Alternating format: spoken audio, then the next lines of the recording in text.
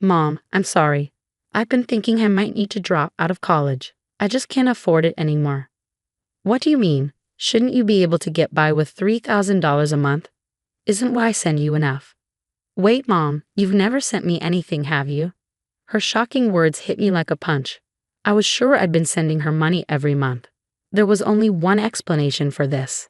Anger started to boil up within me. My name is Beatrix. I lost my husband early and have been raising my daughter Anita all by myself. Our life together has always been a stretch. I never had time or money to worry about my appearance. Did I look so miserable? Occasionally, my mother-in-law would look at me with disdain. Beatrix, can't you at least try to improve your stuff a little? Your hair, your clothes, you look, well, a bit shabby. I'm sorry, I'll try to do better.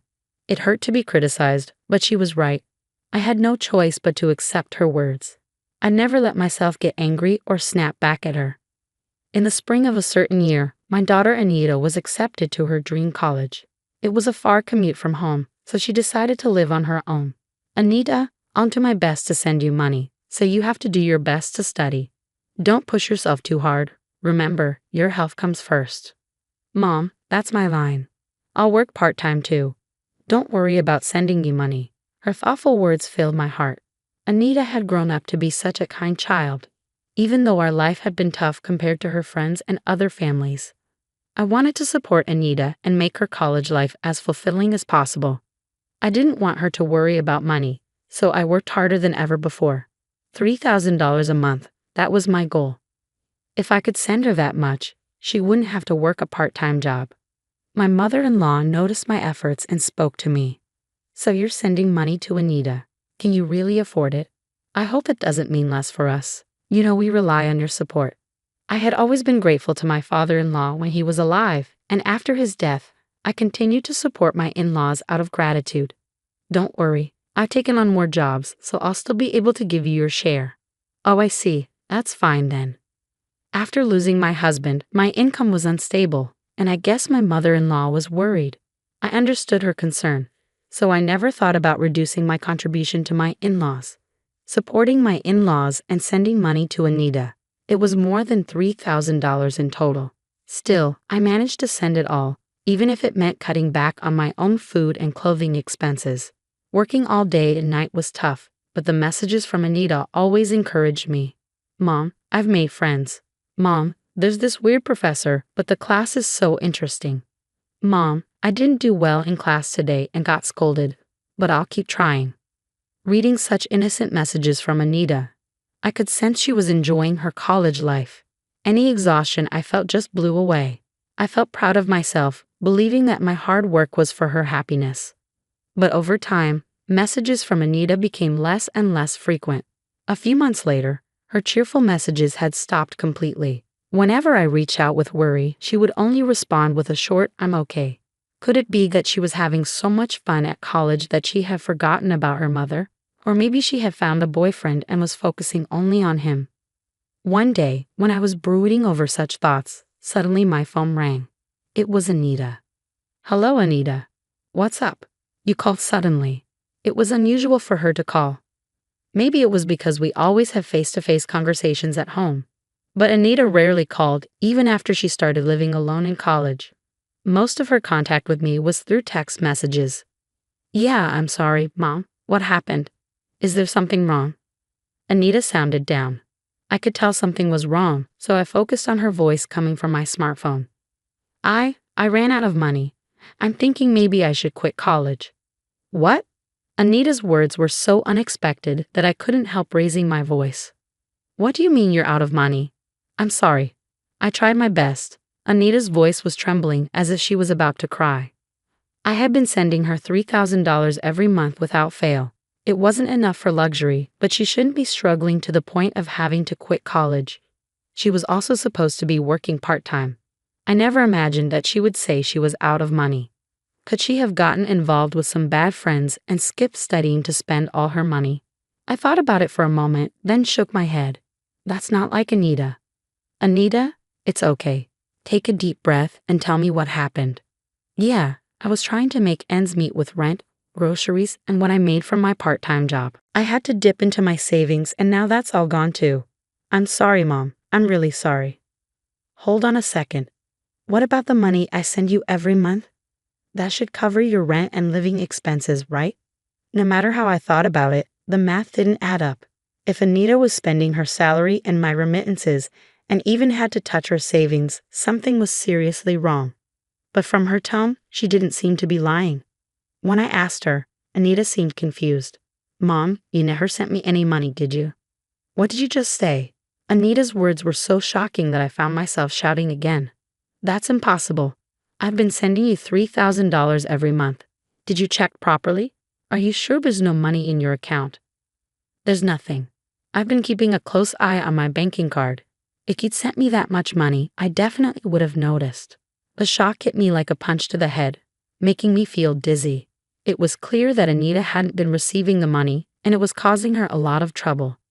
You don't need to drop out of college. I'll send the money right away, so don't worry.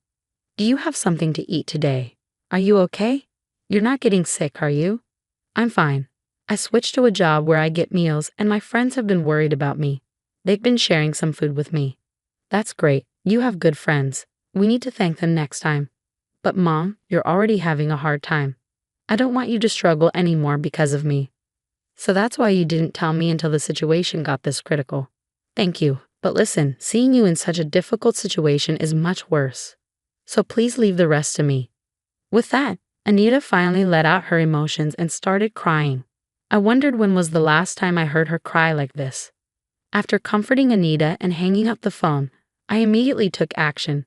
Driven by growing anger, I decided to confront my mother-in-law, who lived nearby. Oh my, what's the matter, Beatrix? Showing up without a call? How rude. Never mind that. What have you been doing with the money I've been giving you each month? What? That money is for living expenses. As soon as I mentioned the money, I noticed my mother-in-law's face twitch for a moment. I'm talking about the money for Anita. I was giving that to you too, right? The remittance to Anita was not directly transferred by me into her account. I've been handing it directly to my mother-in-law, who offered to make the transfer herself when she learned it was for Anita. So I have been giving you an additional $3,000 for Anita's remittance. I would have declined if it was only about transferring the money, but there was a reason I didn't. That's because she said, I want to contribute to my granddaughter too. That's what you said, right? I trusted you and gave you the money, but what do you mean you didn't transfer it? My mother-in-law had convinced me with that. Even though she was getting money from me, I thought it was her kindness toward Anita and trusted her. What are you talking about?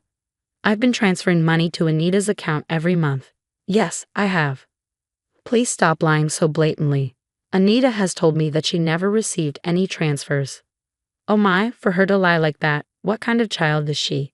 Beatrix, maybe it's your parenting that's the problem. Excuse me? Hearing my own daughter being called a liar made me feel a rush of blood to my head. But if I lost my temper and forgot myself here, it would play right into her hands. I told myself to calm down, took a deep breath, and spoke again. Anita doesn't lie. If you insist on this, show me the bank statements where you made the transfers. I threw those away a long time ago.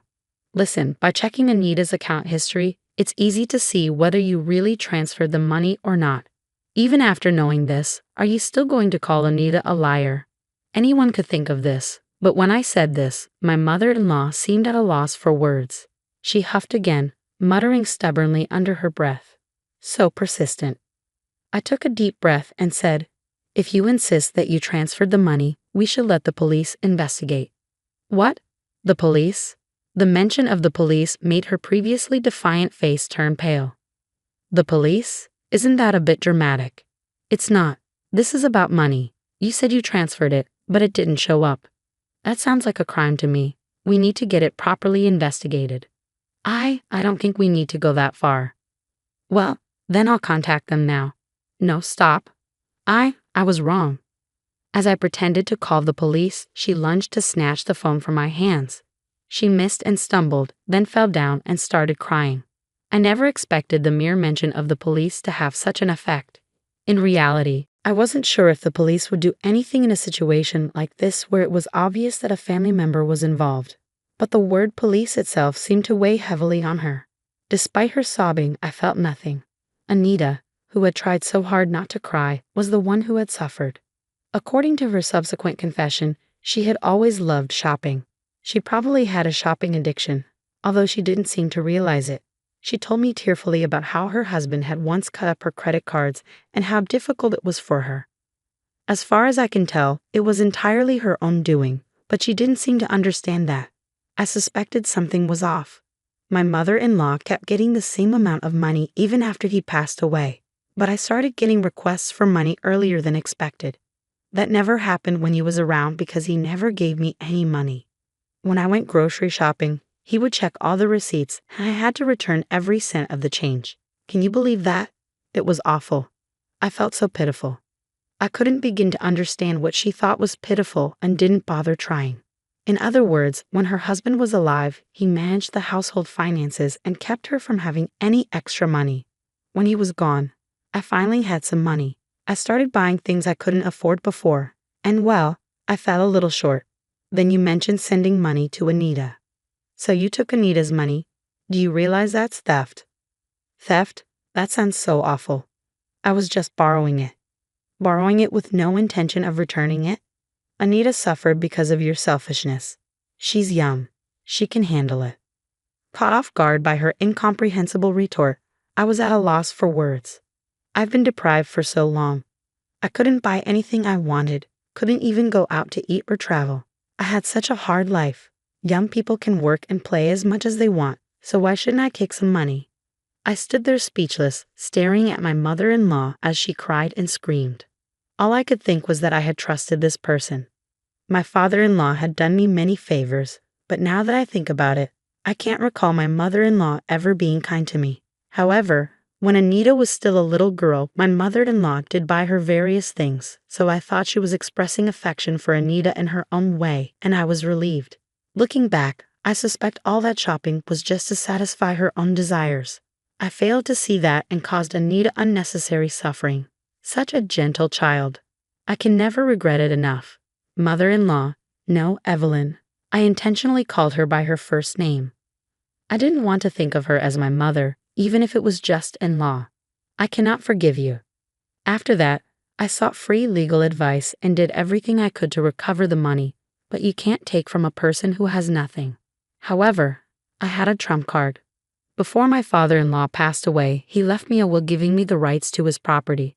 At that time, I wondered why he left it to me, but now I guess he might have been worried about his wife's reckless behavior.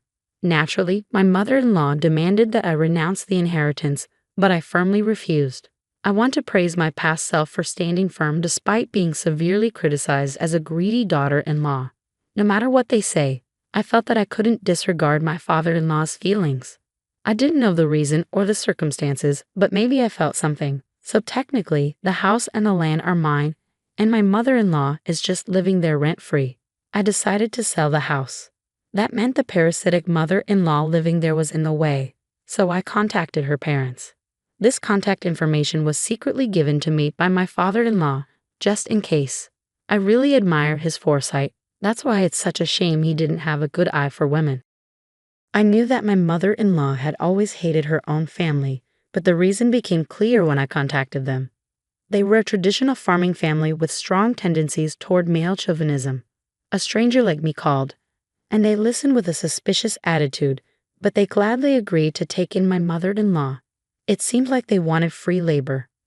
The conversation progressed quickly, and one day, out of the blue, her family came to pick her up, an event that my mother-in-law couldn't have predicted. I'll never forget the color draining from her face when I took her brother, who came to pick her up, to her house. Now, my mother-in-law is doing tough farm work under strict supervision. She can't even go shopping at the supermarket, let alone squander money, and she seems to be living a life without touching money at all. Due to the stress, she seems to have aged quickly and is working every day as a wrinkled, frail, ghost-like figure with white hair. Looking at the recent bank statement of the money I just transferred to Anita, I smiled, thinking that if I saw her at night, I might scream. The house sold easily. It wasn't in a particularly good location, but once I decided I was okay with selling it for a low price, a buyer came forward immediately. The amount was enough to recoup the money wasted by my mother-in-law. I use that money without hesitation for my living expenses, and I send Anita the money I earn from working. It's all money, but somehow the money I got from selling the house feels tainted, and I didn't like that. I've transferred this month's money just now. With that thought, I quickly texted Anita. Even if I hadn't transferred the money, as long as I had communicated that I had sent it to Anita, she wouldn't have discovered the mistake so late. I regret now for neglecting such simple communication due to my busy schedule. The reply came swiftly. Got it. The message, full of Anita's usual energy, was accompanied by a string of cute emojis. She checked so quickly.